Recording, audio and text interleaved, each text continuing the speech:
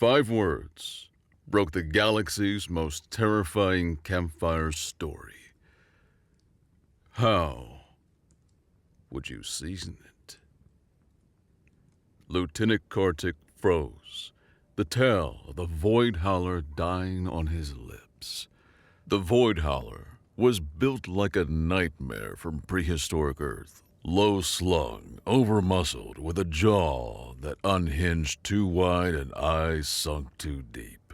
Its forelimbs ended in claws thick as buster swords, not only for slashing, but ripping through bulkhead plating like cloth. Its mind was sharpened for the ancient predatory ritual of butchery. And yet the human Joel had just asked how to season it. Kartik choked out his words.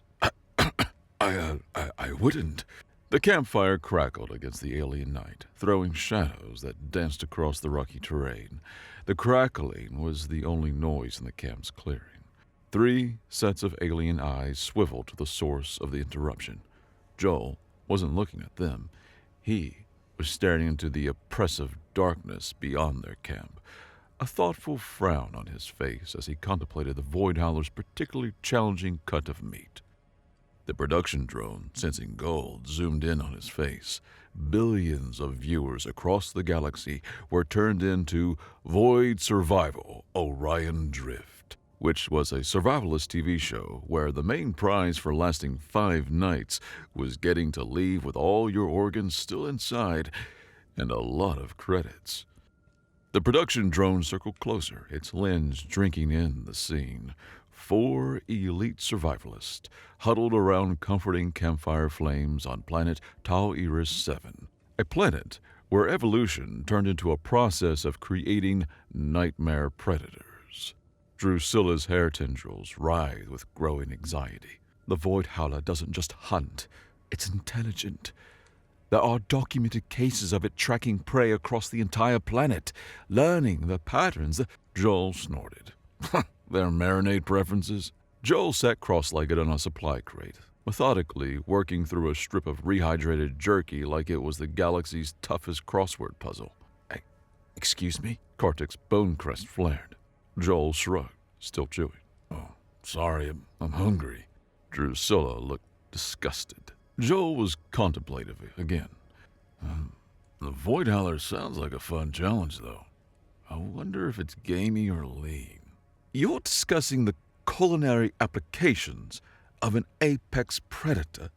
Drusilla was appalled. More wondering about the texture.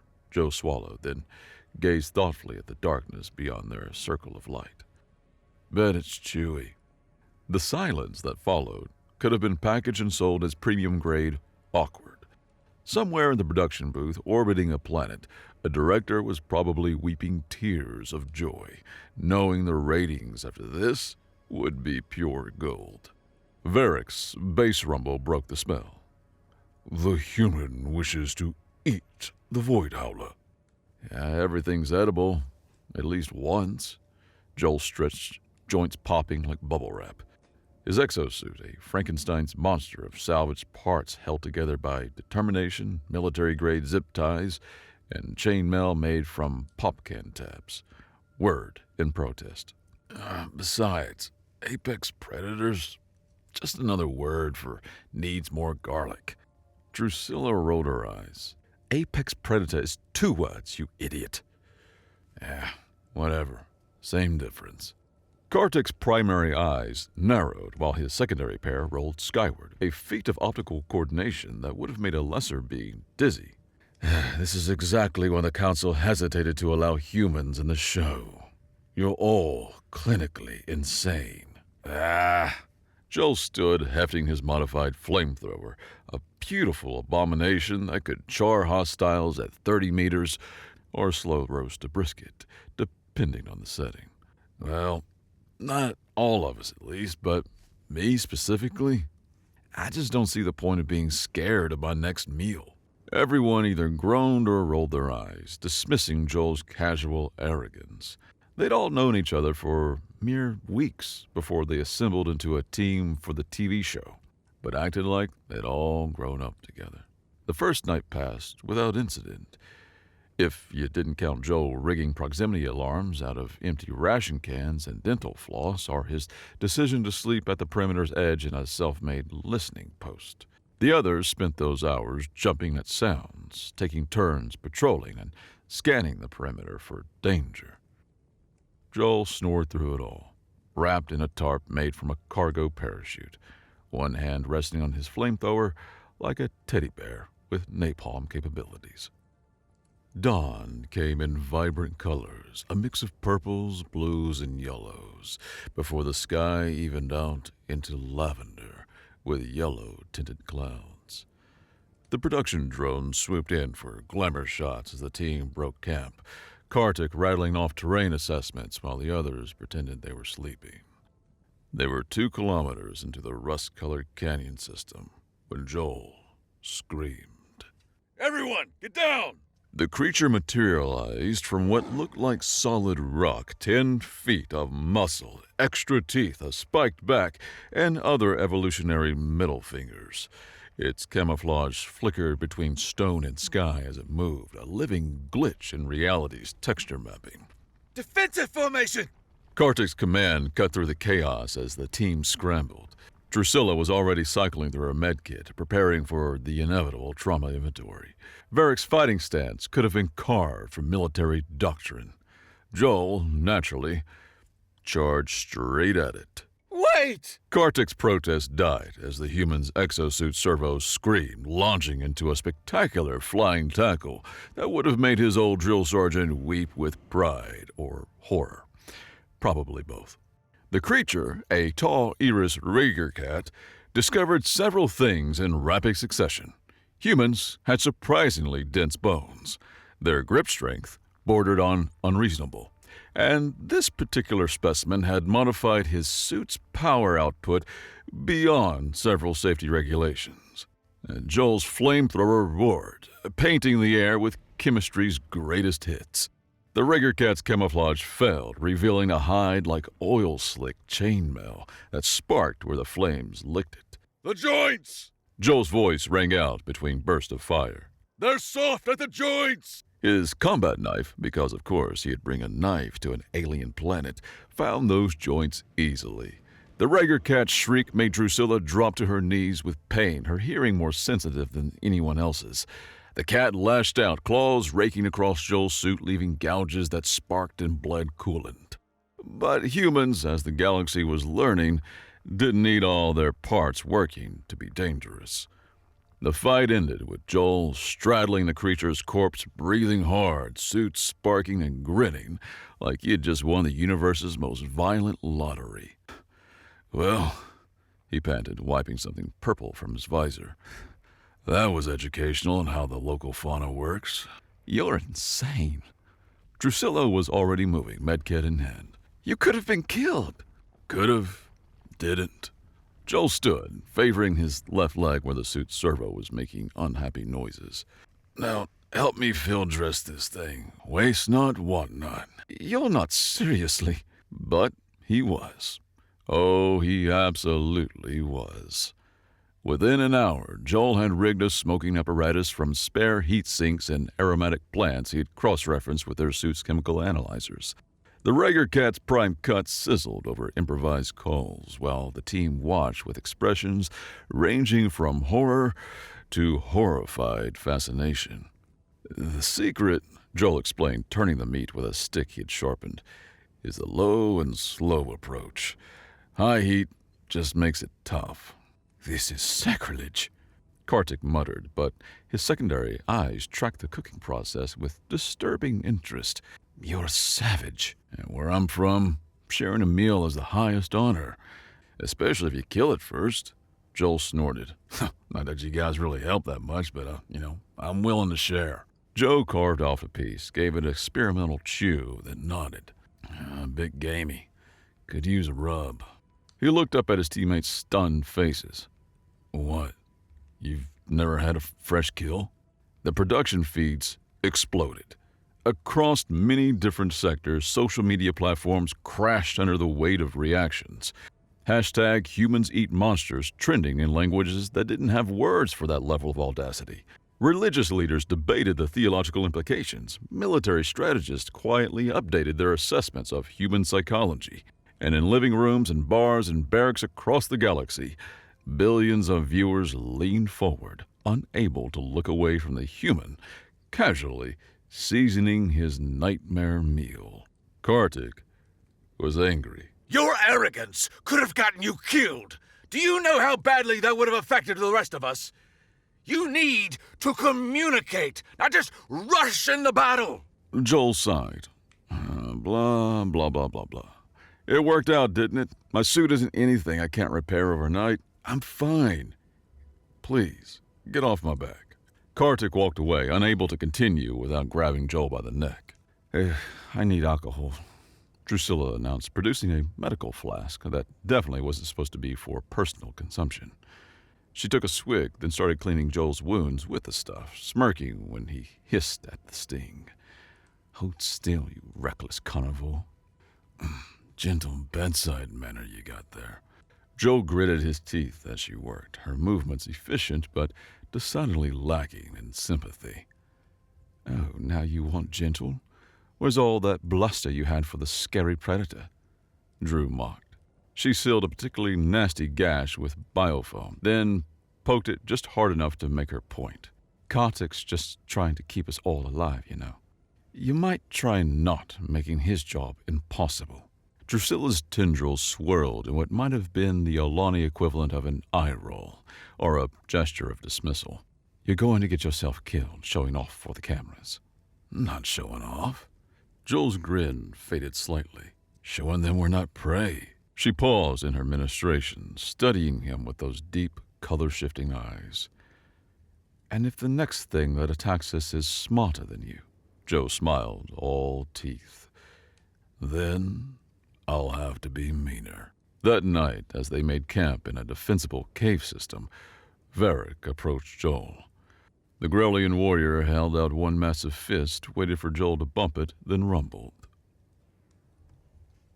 Your battle was adequate. From a Grelian, that was practically a sonnet describing Joel's heroic escapade. You honor the hunt, Varric continued, settling his bulk near the fire. Even if your methods are unconventional. Thanks, buddy, Joel said, checking his rifle's charge pack. You're welcome to have some if you want. Joel gestured to the aromatic cuts of Rager cat meat. Varric looked curious. I might try some. He slowly approached the table with the meat, considering it carefully.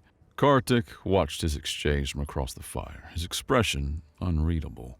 The Nalrathi leader had spent years training for void survival, had seen hardened veterans crack under pressure and elite soldiers crumble when faced with their first real monster. But humans cooked their monsters and asked for seconds. Joel, Kartik's voice cut through the comfortable chatter. A word. They walked up to the cave mouth, where 3 moons painted the landscape in cool-toned shades of violet and deep blue. Kartik's bone crest caught the light, creating patterns that shifted with his mood. You're going to get yourself killed, the lieutenant said without preamble. Maybe. That's it? Maybe? Joe leaned against the cave wall, watching shadows move in ways shadows shouldn't. Look, I get it. You're the responsible leader. I'm the chaos element. But here's the thing. This planet, these creatures, they're not playing by civilized rules. Sometimes you need someone willing to be uncivilized right back. And if your uncivilized approach gets my team killed, then I'll carry that. Joe's voice went quiet, edged with something darker than his usual bravado. Wouldn't be the first time. Kartik studied him, all 4 eyes focused with laser intensity. The review board warned me about humans. Said you were reckless, dangerous, too primitive for modern combat scenarios. And they were right. Kartik paused. They just failed to mention that's exactly what we might need out here. Look, I don't want to undermine your methods or your bravery. I just also don't want you dying out there for no reason. Joel smiled slightly. Yeah, I get it, Chief. Thanks for looking out for me. Kartik sighed, relieved. Thank you for providing for the team, even if some of us can't stomach it. Joel chuckled. Something howled in the distance, long, low, and far too close for comfort. Both soldiers tensed. That's not a Rager cat, Joel said softly. No. Kartik's crest flattened against his skull. That's the Void Howler, and thanks to your little culinary display, it knows we're here. Good. Joel's grin was all teeth and no humor. I hate hunting on an empty stomach. Kartik was equal parts pissed off again and concerned. Day 2 dawned with the same vibrant colors that faded into a light lavender sky. It was a clear, brisk morning. The Void Howler announced itself by leaving presents. Drusilla found the first one during morning patrol. A Rager cat's head placed exactly where she had stopped to rest the day before. The skull was cracked open, brain matter delicately removed. The whole thing arranged like a grotesque table setting. More unnervingly, the ground around it was completely undisturbed, as if the thing had been placed there by something that didn't quite touch the earth. It's showing off, Joel said, crouching beside the display. His fingers traced the claw marks. Too precise, too deliberate. Look at the angle of these cuts. This thing's not just smart. It's artistic. Autistic? Kartik sounded disgusted. The monster that's hunting us has an aesthetic sense. Wonderful. Actually, yeah. Joel stood scanning the canyon walls with narrowed eyes. Means it's not just running on instinct. It's thinking, planning, probably been watching since we landed. He moved to the cliff face, fingers finding tiny scratches in the rock. See these? Claw marks, but retracted. It was controlling its grip, moving quiet. And here, he pointed to a discolored patch of stone. Enzyme residue. This thing sweats acid when it climbs, helps its grip, but also marks its territory. Varric finished, impressed by Joel's assessment. Exactly. Joel's eyes tracked upward, reading the stone like a book. It's been above us, watching, learning our patterns. The realization sent a chill through the team. They'd been performing for an audience they didn't know existed. Then we hunted first, Varric declared, hefting his plasma caster. With what? Drusilla's tendrils writhed anxiously. We don't even know what it really looks like. Everything we know is from legends. No one's ever caught it on camera before, not even the TV show's camera crew. We know enough. Joel was already moving, that focused intensity replacing his usual swagger. It's intelligent, territorial, and it's got a sense of drama. That's plenty to work with. Joel spent the next hours demonstrating human persistence. Joel didn't just set traps. He built a surveillance network from garbage and genius. Motion sensors made from ration cans and wire. Pressure plates hidden under local vegetation. A detection grid that turned their territory into a spider's web with Joel as the spider. You're enjoying this, Kartik observed, watching Joel construct something that looked medicinal but probably wasn't. I'm in my element. Joel adjusted a sensor's angle by micrometers. Humans became apex predators by being obsessive little bastards who hold grudges. Drew laughed. I can see that. Kartik smiled, decided to let Joel work his magic with the defenses while the rest of the team monitored the area. The first real contact came that afternoon. Joel's proximity alarm, the one he had hidden inside a hollowed-out rock, went silent. Not triggered, silent. It found the sensor, Joel murmured, studying his makeshift display. But instead of triggering it, it disabled it. Clever girl. Girl? Drusilla asked. Figure of speech, probably. He was already moving, following a hunch. Come on, it left us another present. They found Varric's plasma caster in the middle of Joel's most obvious trap. All its power cells removed and arranged in a perfect spiral pattern around the weapon. It's mocking us, Kartik said flatly. No.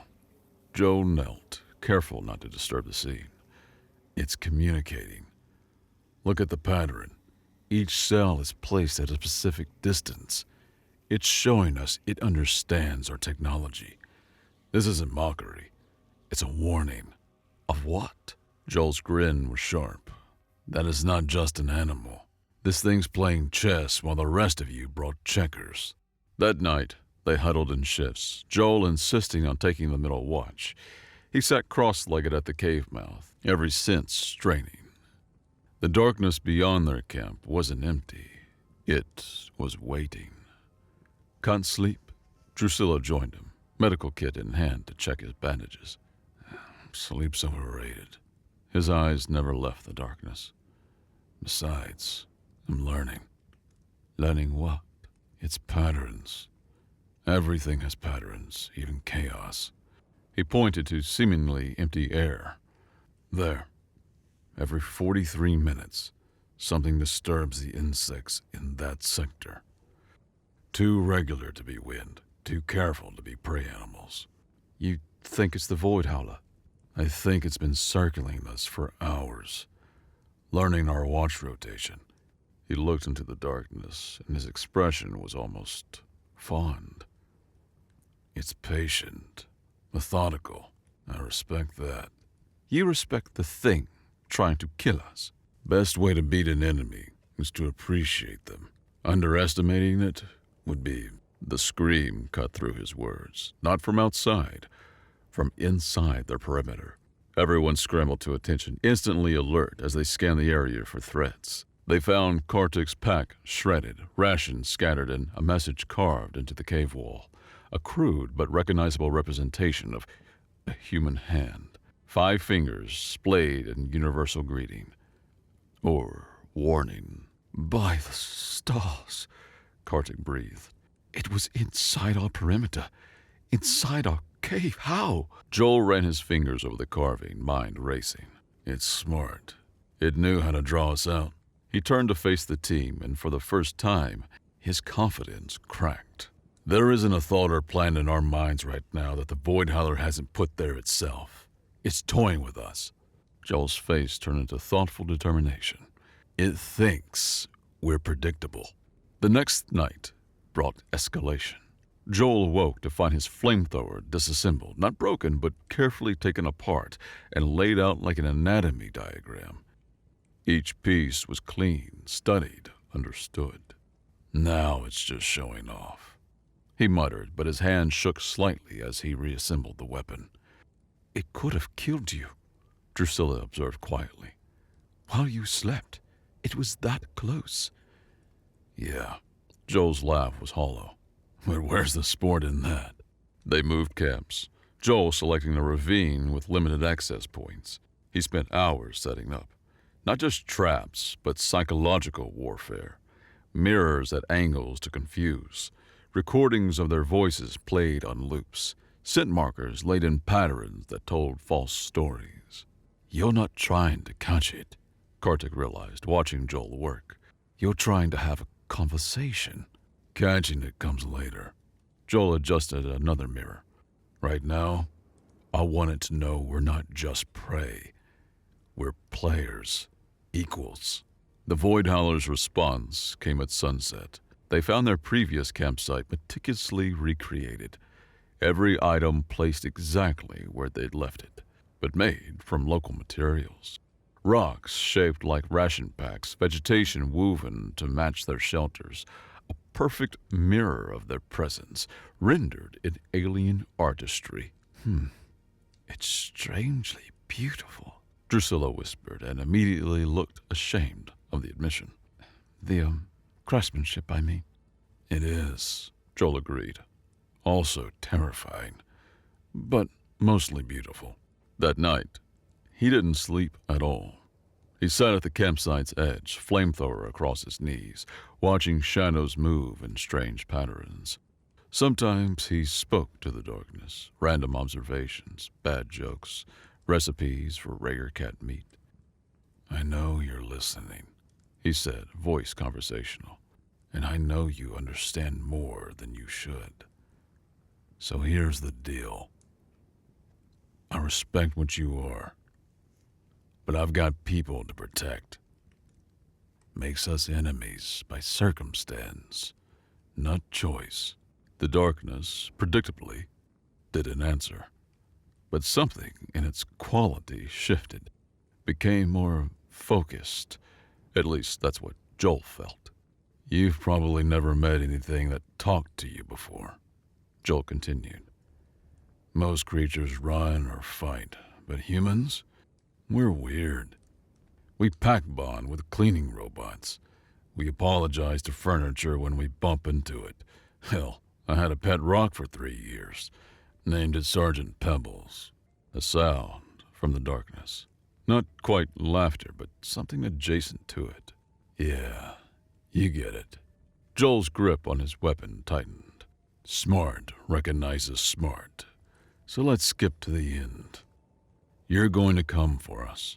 I'm going to stop you. But I want you to know, it's not personal. It's just survival." For a while, there was nothing but darkness and silent acceptance. The attack came at 0300, but this time, Joel was ready. The motion sensors triggered in sequence, a perfect spiral pattern closing on their camp. The Void Howler wasn't hiding anymore. It was announcing itself. Positions! Joel barked, already moving. Varric screamed, and Grellians didn't scream. Their vocal cords weren't built for it. Shattered the night. The team burst from cover to find the warrior suspended upside down. Molecular wire wrapped around his ankles. Something dark and fluid stalking around him like smoke given hunger. The Void Howler. It stood at 12 feet at the shoulder when it bothered standing at all.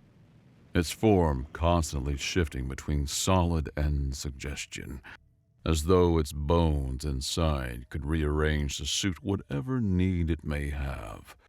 A rigid spiked back that bristled with predatory focus and lethal, barbed claws were the only traits that didn't seem fluid-based on the creature's whim.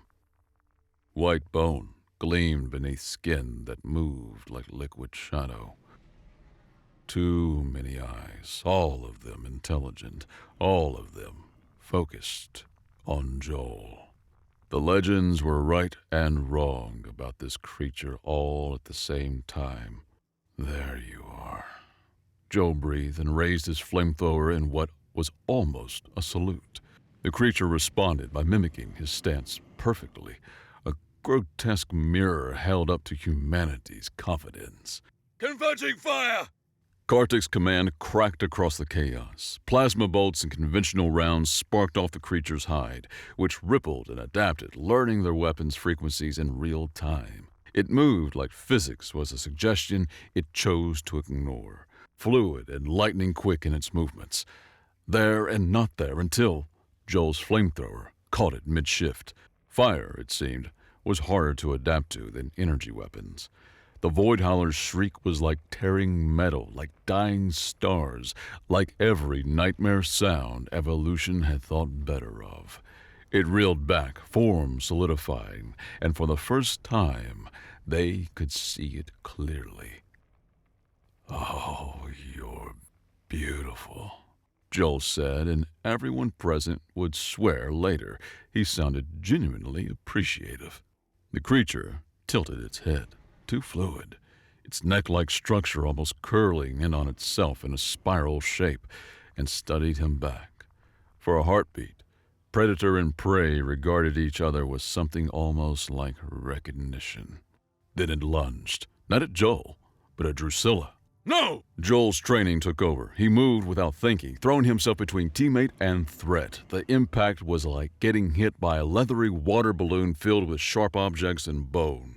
They went down together, rolling through dust and debris. The Void Howler's claws found every gap in Joel's armor, but Joel fought like humanity always had. Dirty, desperate, and absolutely unwilling to lose. He bit down on something that might have been a limb.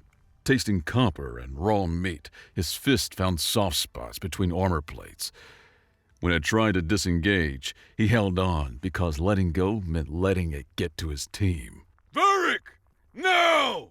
Joel screamed. The Grillian, still tangled but not helpless, fired his backup weapon, a crude projectile thrower that Joel had insisted everyone carry. The explosive round caught the Void Howler in what might have been kidneys if it subscribed to conventional anatomy. The creature fled, but not before fixing Joel with a stare that promised this was personal now. It had been a game, a dance, a careful study. Now, it was war. Everyone alive? Joel's voice was rough. His suit was more gap than armor now. Blood, definitely his, seeping through cracks. Thanks to you. Drusilla was already working, her tendrils steady despite the adrenaline. That was incredibly stupid. Yeah, well. Joel winced as she started patching him up. Couldn't let it have you. Who'd keep me from bleeding out? Anyone with basic medical training, she said, but her touch was gentle. You changed the game. He was studying us academically. Now you've made it personal. Good. Joel tested his suit's remaining functionality. Systems reading like a medical examiner's nightmare. Personal makes things sloppy. Kartik approached, all four eyes focused on the blood trail leading into the darkness. It's wounded. We could track it. No. Joel stood despite Drusilla's protest. That's what it expects. Wounded animals run. Wounded humans set ambushes. But wounded Void Howlers?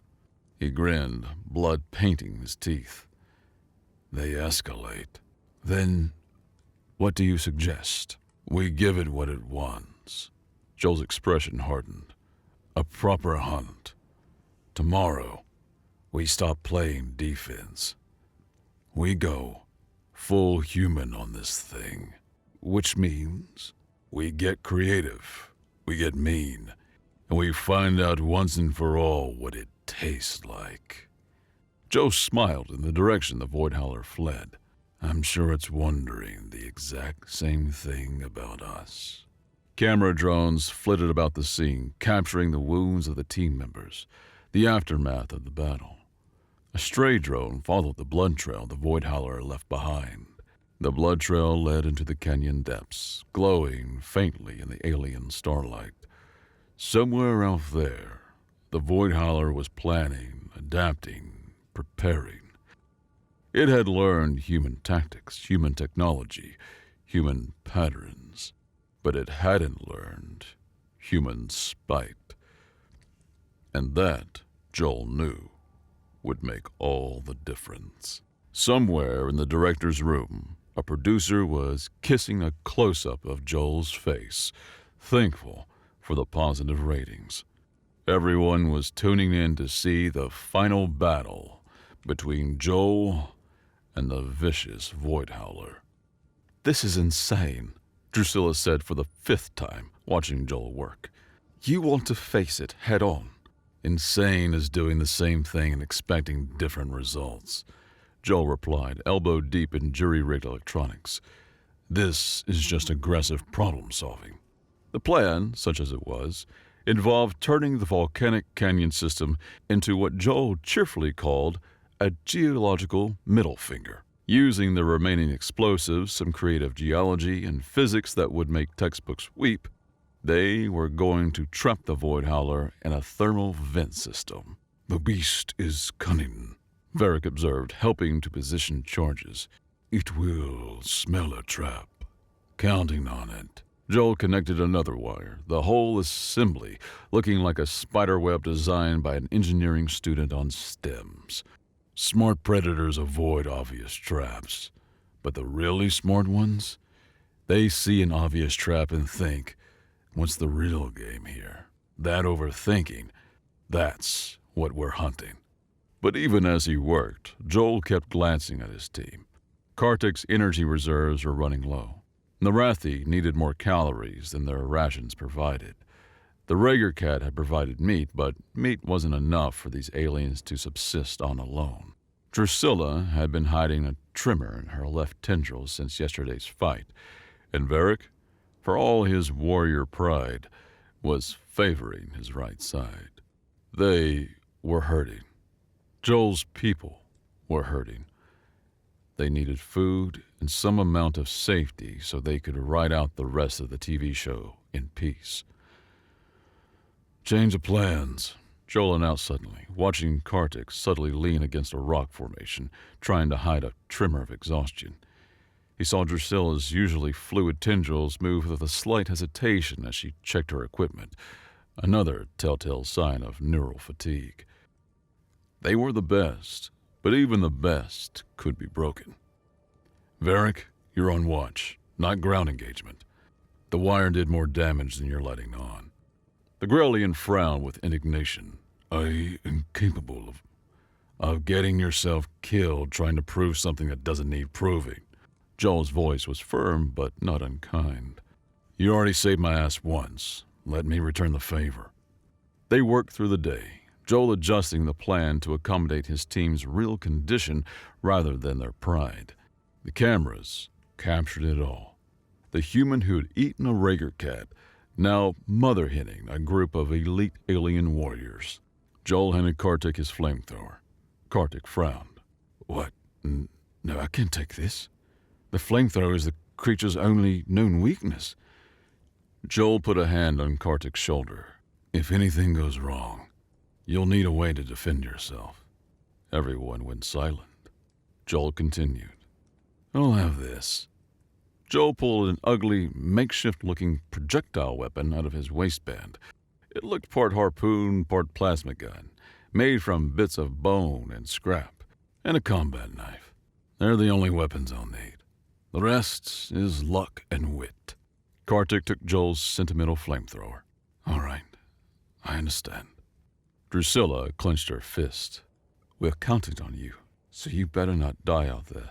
Joel smiled. I'll try not to.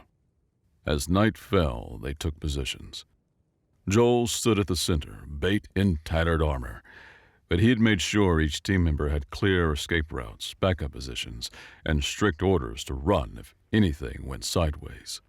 You know, he said into his calm, if this works, I'm definitely writing a cookbook. If this works, Kartik replied from his position, I'm recommending you for therapy. Fair? We'll certainly have enough to pay for it. The Void Howler came with the last light, moving like all the shadows had decided to take a walk together. It circled the canyon, testing approaches, finding Joel's traps and dismissing them with contemptuous ease. Too obvious. Too human. Come on, Joel muttered, watching it flow between rocks like malevolent water. Take the bait, you brilliant bastard. The creature paused at the canyon mouth, all its eyes fixed on Joel. For a moment, predator and prey regarded each other across the killing ground.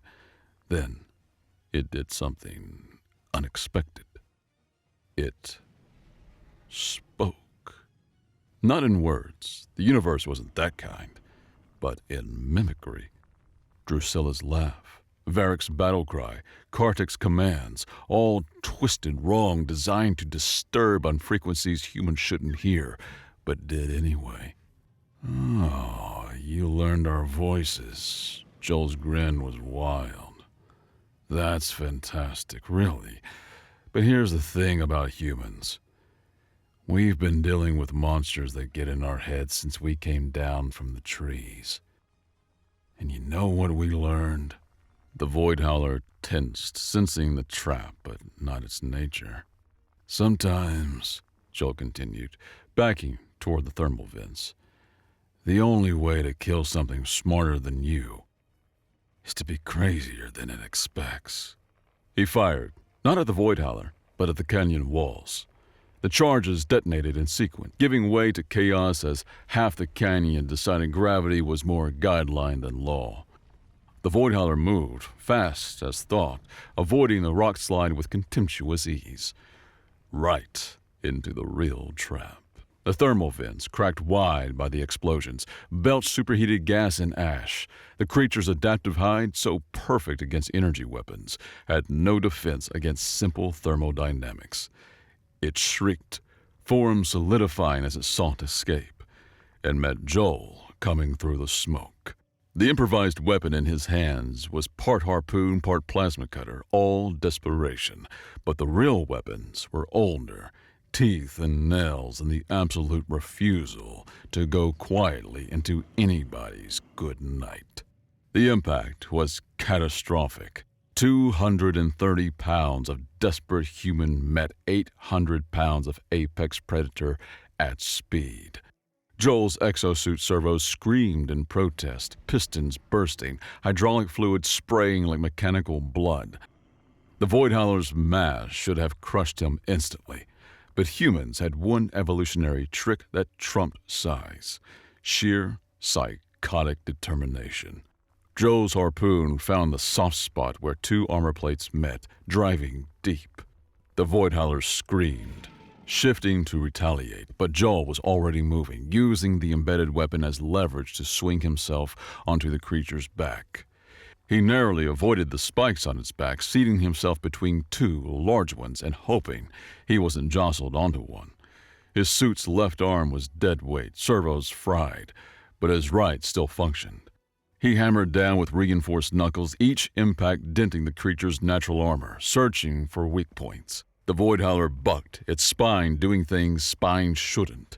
When it rolled, trying to crush him, he rolled with it, ending up underneath but jamming his knee into what might have been a nerve cluster. Joel felt ribs crack. His, definitely his. But held on long enough to not get flung into the stratosphere. The creature spasmed, giving him seconds to squirm free. They circled each other in the volcanic heat, both damaged, both learning, man and beast. The Void Howler's tail whipped forward, barbed, tipped, catching Joel across the chest. His chest plate split like overripe fruit, revealing the soft human beneath. Blood painted the rocks, his blood, and too much of it. But Joel had fought bigger things than him before. Not this big, not this smart, but bigger nonetheless. He knew the secret. When you're outmatched, don't fight fair. You fight like the cornered ape you are. When the Void Howler lunged again, Joel didn't dodge. He stepped into it, accepting the claws that punched through his shoulder. Because it brought him close enough to bite, his teeth found something that might have been a throat. Might have been a ligament, might have been both. He bit down with jaw pressure that would have made his ancestors proud, tasting metallic blood and earthy flesh, and victory. The Void Howler tried to shake him loose. Joel's teeth held, even as the movement tore his shoulder wound wider.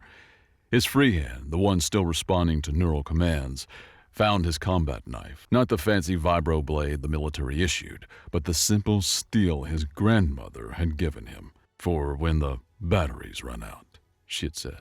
The batteries had definitely run out. He drove the blade in again and again, finding joints, finding gaps, finding the places where even nightmare anatomy had to make compromises. The Void Howler's tail wrapped around his throat, squeezing.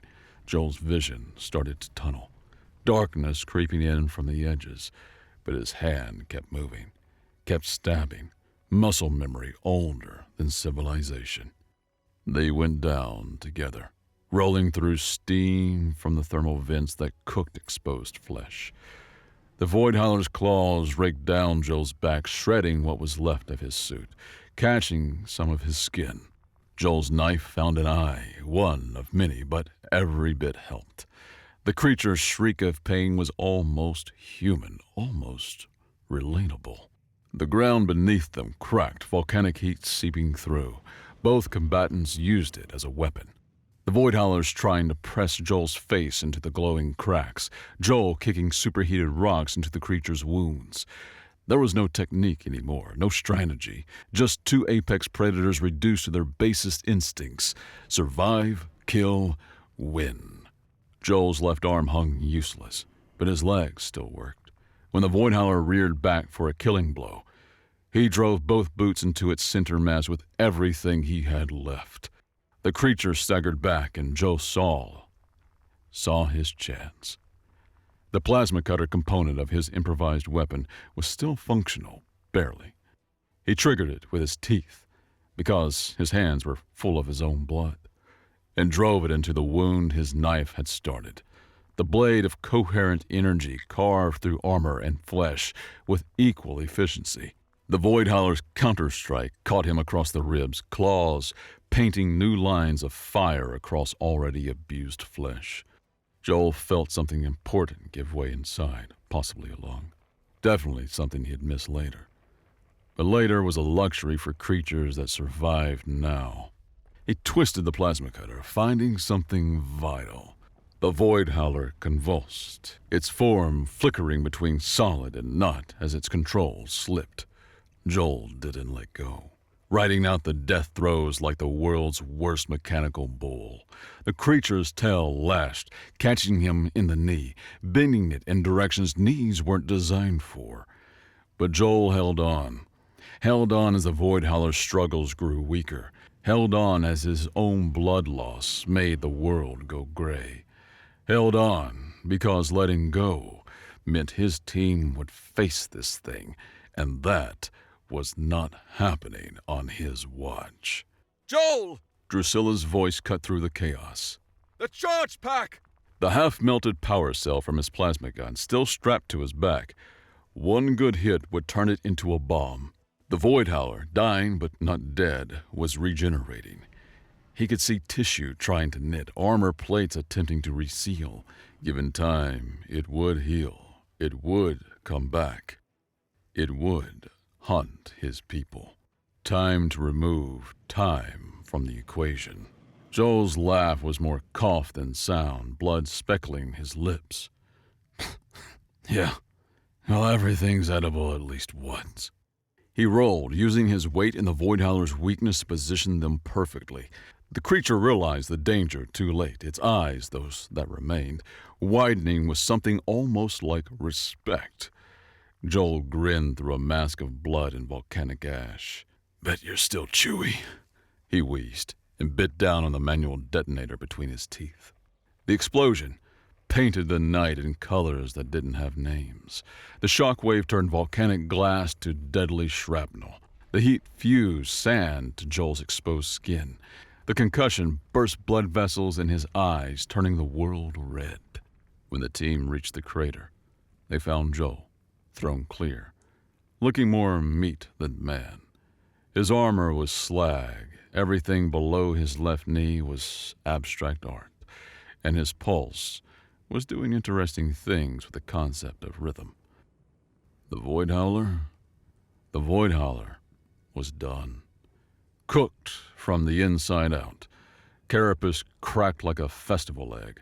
All those clever adaptations, no match for point-blank explosives and human stubbornness. Its form had finally settled on solid, revealing the true horror of what they'd been fighting. Part biological masterpiece, part mechanical nightmare. All predator. Is it dead? Drusilla was already working on Joel, her medkit a true testament to modern chemistry for all the work it was putting in at the moment. By the void, I'm amazed you're not. Better be. Joel coughed, spitting something that might have been blood or lung or both. Put too much work into tenderizing it. You're not seriously still thinking about eating it. I'm not just eating it. Despite everything, Joel's eyes were focused, determined. Team needs protein. Real protein. Kartik's burning through calories. You're shaking from neural depletion. Varric's healing requires amino acids we don't have in rations. Joel, help me up. His voice brooked no argument. We've got work to do. What followed was perhaps the strangest field medicine in broadcast history. While Drusilla worked to stabilize Joel's inquiries, he directed the others in processing the Void Howler's carcass with the same methodical, predatory patience he'd used to hunt it. "The meat near the thermal vents is already partially cooked," he instructed, leaning heavily on Varric. "That's our best bet for safety. Varric, use your plasma knife. Low setting. We want clean cuts."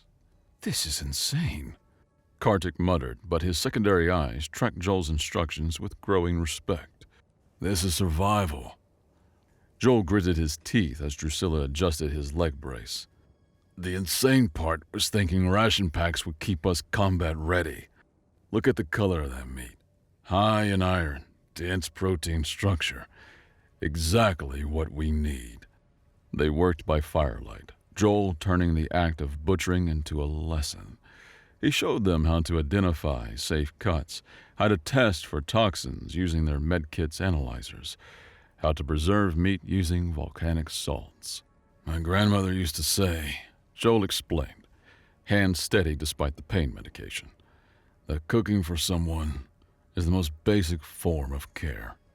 You take raw materials and transform them into life, into strength." He had Drusilla analyze each cut for compatibility with their various biologies, had Varric pound tough sections to break down the fibers, had Kartik's keen eyes inspect for any signs of parasites or disease.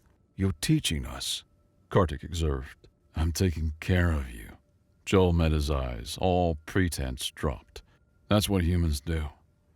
We find the monsters, we kill them, and then we turn them into soup for our sick friends." The camping stove, one of the few pieces of equipment to survive the week, became an altar to human ingenuity. Joel directed from his medical cocoon, having them sear the meat to kill surface bacteria, then slow cook it in improvised pouches made from emergency blankets. "Drusilla, you need the organ meat, highest concentration of the compounds your species uses for neural repair.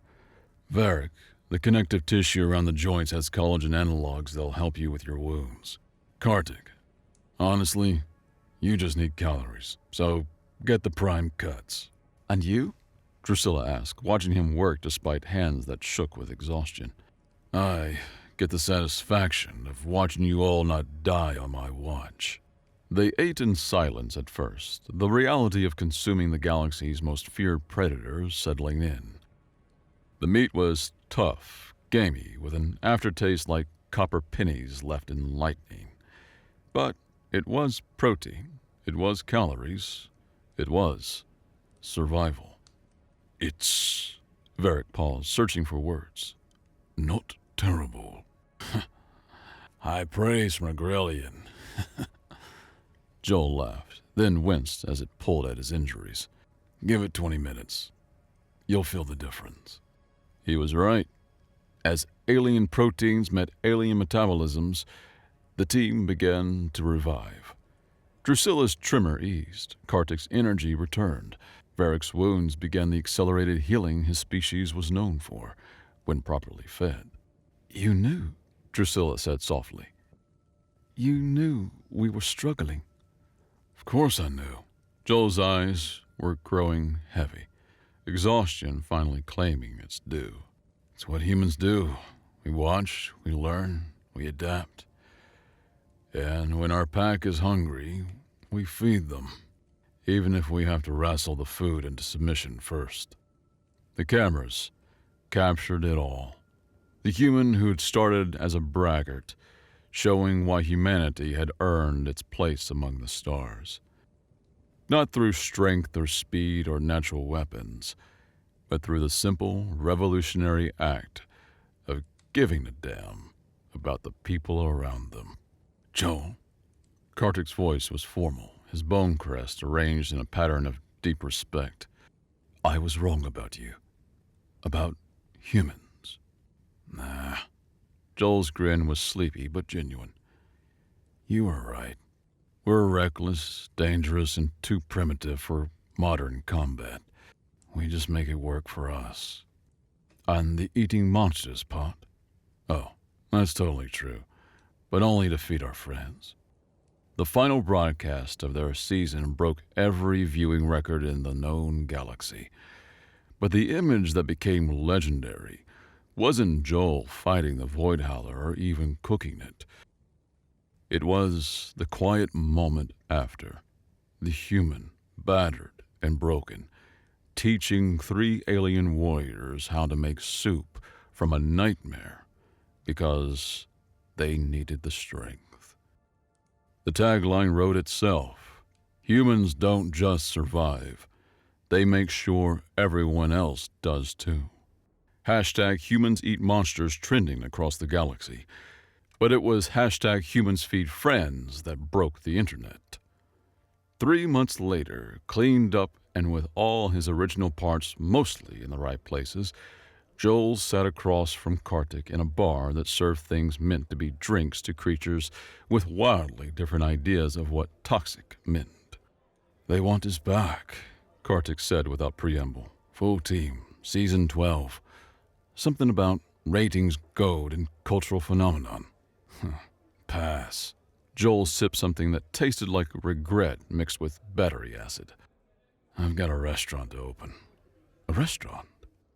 "Apex. Locally sourced, environmentally conscious, extremely fresh ingredients." His grin hadn't lost any of its edge. "Varric's handling security. Drusilla's my business partner. Want to be the sommelier? I hear Narathi have great palates."